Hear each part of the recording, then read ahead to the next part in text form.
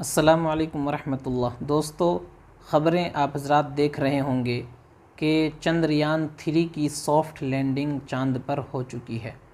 یقیناً یہ انڈیا کے لیے، انڈیا کے رہنے والے تمام ہی لوگوں کے لیے اور انڈیا کے ویگیانکوں کے لیے، اسرو کے لیے خصوصاً مبارکبادی کا موقع ہے، اور یہ سائنسی دنیا کی ایک بڑی کامیابی اور اونچے درجے کی ترقی ہے۔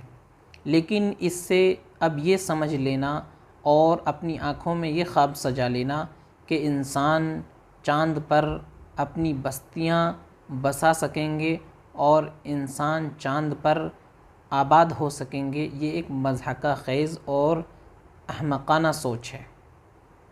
اللہ تعالیٰ نے اس زمین کو انسانوں کی بستی کے لیے، جینے کے لیے بنایا ہے۔ قرآن کریم میں ہے الذی جعل لکم الارض فراشا والسماء بناء، کہ اللہ تعالیٰ نے اس زمین کو تمہارے لیے بچھونے کی مانند، فرش کی مانند، اور اس آسمان کو تمہارے لیے چھت کی مانند بنایا ہے۔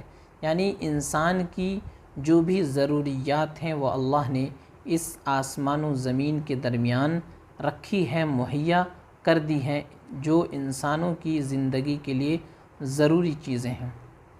تو ایک ایسی جگہ پر آبادی کا خواہش مند ہونا جہاں پر انسانی ضروریات کی چیزیں اللہ نے مہیا نہیں کی ہے، یہ ایک بے وقوفوں والی سوچ ہے۔ تو ہمیں اور آپ کو ایسی سوچ نہیں رکھنی چاہیے۔ یقیناً یہ سائنسی دنیا کی بڑی کامیابی ہے۔ ہم دعا کرتے ہیں اللہ تعالی ہمارے اس پیارے ملک کو اور زیادہ ترقی عطا فرمائے، اور جو لوگ اس ملک کی ترقی کے لیے کوشش کر رہے ہیں اللہ ان کو کامیابی عطا کرے۔ دوستو، یقیناً یہ بڑی کامیابی کی چیز ہے، اور ہمیں امید ہے کہ جب لوگ کائنات کے اسرار و رموز سے واقف ہوں گے، اور اللہ نے اس کائنات کو کتنا حسین بنایا ہے، اور کیسی کیسی عجیب و غریب چیزیں اللہ نے اس کائنات کے اندر پیدا کی ہیں، انسان جب اس پر غور و فکر کرے گا تو یقیناً اس کا دل گواہی دے گا کہ کوئی تو ہے جو ان تمام چیزوں کو بنانے والا ہے، کوئی تو ہے جس کی قدرت ان تمام چیزوں کے پیچھے کار فرما ہے۔ یہ چیزیں خود بخود وجود میں نہیں آ گئی ہے۔